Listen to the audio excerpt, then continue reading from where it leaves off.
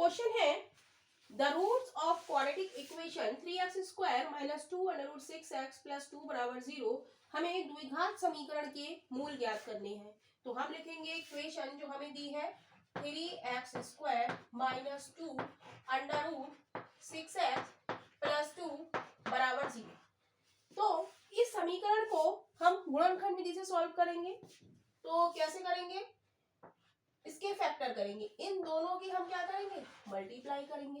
3 दूनी 6, 6 के हमें ऐसे दो रूट निकालने हैं कि उनका जो सम आए वो क्या है? अंडर रूट 2 अंडर रूट 6 आए, राइट। तो 6 को एक तो हो सकते हैं 2 क्रॉस 3, 2 और 3 6 होता है, और दूसरा हम क्या लिख सकते हैं? हम लिख सकते हैं अंडर रूट 6 और अंडर रूट 6।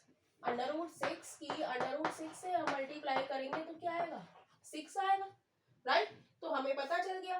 तो अब हम लिखेंगे 3x² माइनस, इसको हम क्या लिख सकते हैं? दो रूट हमें पता चल गए, अंडर रूट 6 और अंडर रूट 6। तो हम लिखेंगे under root 6x minus under root 6x plus 2 बराबर 0, राइट। 2 अंडर रूट 6 को हमने किसमें ब्रेक कर लिया? Under root 6x minus under root 6x। तो इसको जोड़ेंगे हम तो क्या आएगा? माइनस के 2 अंडर रूट 6x, राइट। अब यहाँ पर हम 3 को क्या लिख सकते हैं? Root 3 x²। इतनी बात क्लियर है? रूट 3 की रूट 3 से मल्टीप्लाई करेंगे तो क्या आएगा? 3 आएगा।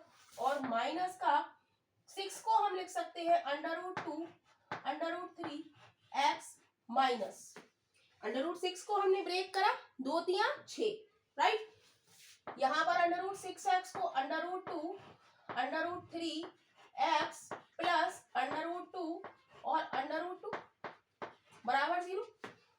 सबको हमने किसमें चेंज कर लिया? अंडर रूट में, वर्गमूल हमने चेंज कर लिया।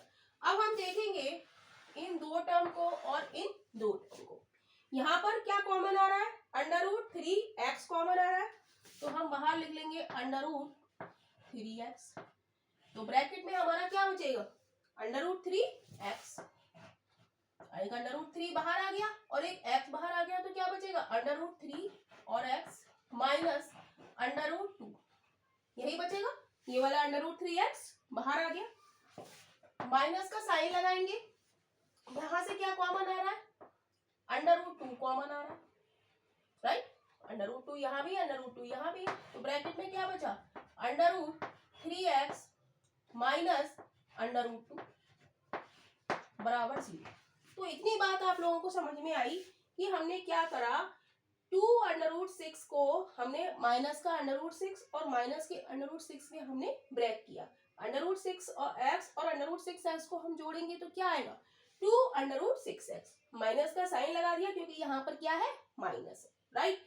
अब हमने क्या करा? सबको हमने क्या करा? अंडर रूट में चेंज कर लिया। रूट 3 को हमने लिख लिया root 3 cross root 3। Under root 6 को हमने लिख लिया under root 2 cross under root 3।